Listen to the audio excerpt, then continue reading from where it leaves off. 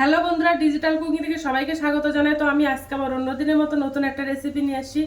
আজকে একদম পুরো একটা ইউনিক একটা রেসিপি, আর একদম খাস্তা মুচমুচে আর রসালো এই পিঠাটা বানাবো। তো চলো কিভাবে এই পিঠাটা বানাই তোমরা শেষ পর্যন্ত ভিডিওটা স্কিপ না করে পাশে থেকে দেখার জন্য অনুরোধ রইল। তো এই পিঠাটা বানাতে দেখো আমার ময়দাটা লাগবে। তো আমি 200 গ্রাম ময়দাটা নিয়ে নিয়েছি। ওর মধ্যে দেখো অল্প একটু লবণ দিয়ে দেবো, 2 চামচ সাদা তেল দিয়ে দেব। তো 2 চামচ সাদা তেল দিয়ে দিলাম। দিয়ে এবার আটাটা আমি ভালো করে ময়ম দিয়ে মেখে নেব।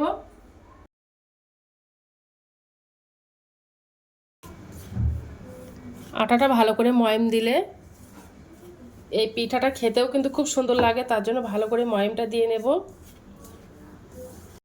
দেখো হাত দিয়ে ভালো করে মেখে মেখে ময়মটা দেব। এবার আটাটা ময়ম দেওয়া হয়ে গেছে। এবার আমি আটাটা জল দিয়ে মেখে নেব, আর জল অল্প অল্প করেই দেব, তা নাহলে ডোটা নরম হয়ে যেতে পারে একসঙ্গে অনেকটা জল দিলে। তো আরেকটু দিয়ে দেব।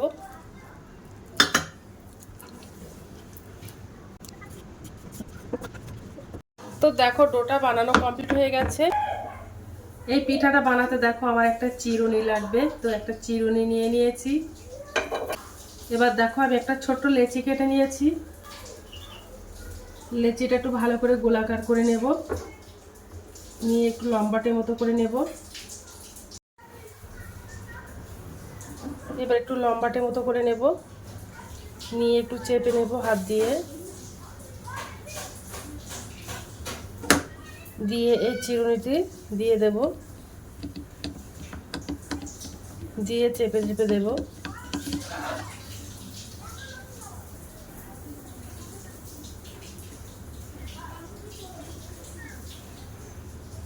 তো দেখো এইভাবে বানিয়ে নেব। আর একটা বানিয়ে নেব। দেখো লম্বাটে মতো করে নিয়েছি।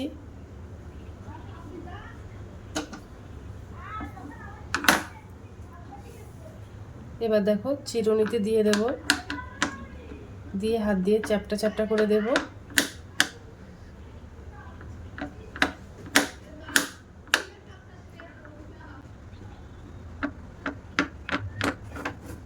দেখো দিয়েছি। এবার গোলাকার করে নেব।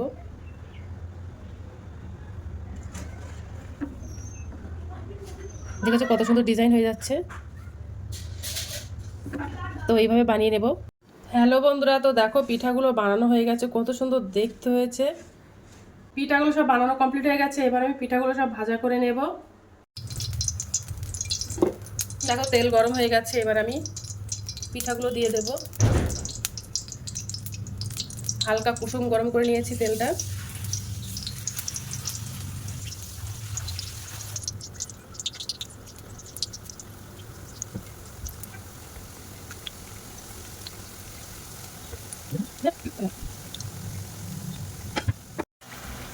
হ্যালো বন্ধুরা, তো দেখো পিঠাগুলো সব ভাজা করা কমপ্লিট হয়ে গেছে। এবার আমি তুলে নেব পিঠাগুলো।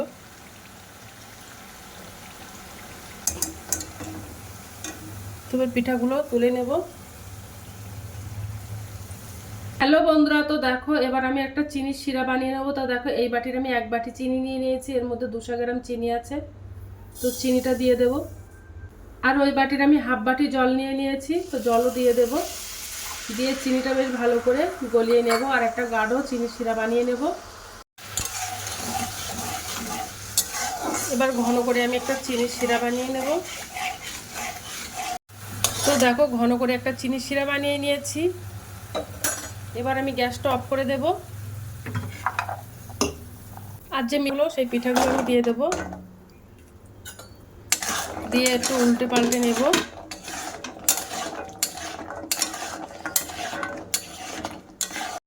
এবার পিঠাগুলো আমি একটা প্লেটে তুলে নেব।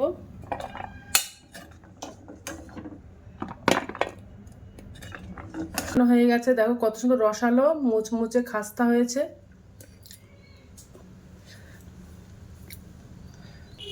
এবার একটু খেয়ে দেখবো যে কেমন হয়েছে।